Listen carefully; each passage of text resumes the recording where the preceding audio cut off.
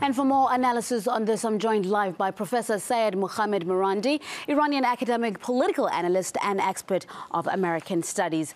Professor, Iranian leadership has never denied that if there's a foreign intervention in Syria, it could engage into war to protect its allies. Is the scenario becoming more realistic?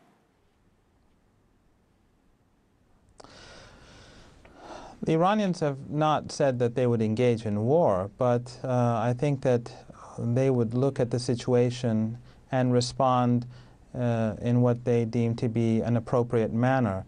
In other words, if the Iranians say the Israelis are going to face serious consequences, the Iranians have many means to hurt the Israelis and to punish the Israelis. It doesn't necessarily mean that they have to be involved directly. They could support countries or bodies that could make life for Israelis more difficult. So there are many means in which the Iranians can support the Syrian people, the Syrian government, and deter more aggression against the Syrian state and the Syrian people and Syrian sovereignty. If the airstrike really took place, what was its purpose, and did it have anything to do with Iran? Well, at this stage, it's very difficult to say, but I think what is important is that the United States knew about the airstrike beforehand. They did nothing about it.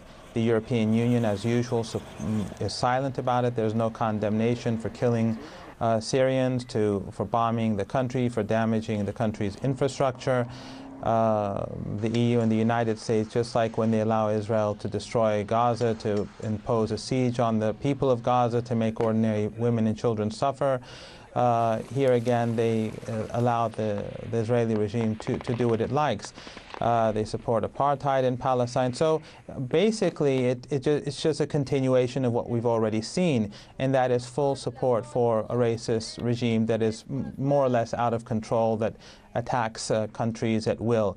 But I think that it hurts the Israeli regime really more than anything else, because first of all, it shows that the war against the Assad government and the state by militants supported by the West is to a degree in coordination with the Israeli regime.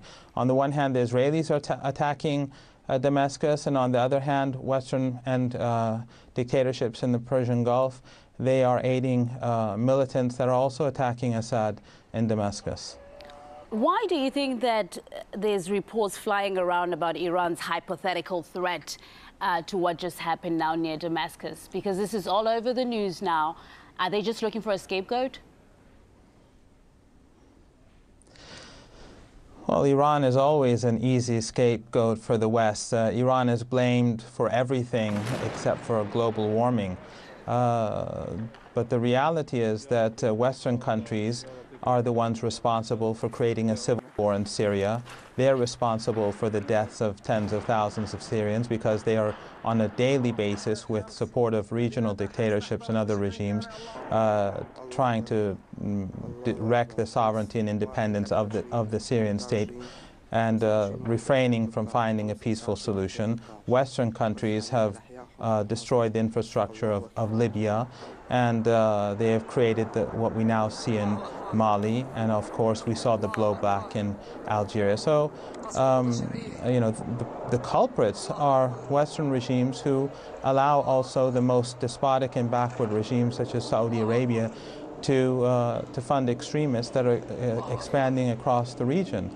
So there's no reason to blame Iran. Of course, Iran will defend Syrian sovereignty, and I think that the Americans and the Israelis should take this seriously, because the Iranians, through soft power and other means, have made life very difficult for the Americans and their allies in the region over the past decade, as we saw in Iraq, in Afghanistan, and in Lebanon. Syed Mohammed Marandi, Iranian academic, political analyst, and expert on American studies. Thank you for your analysis.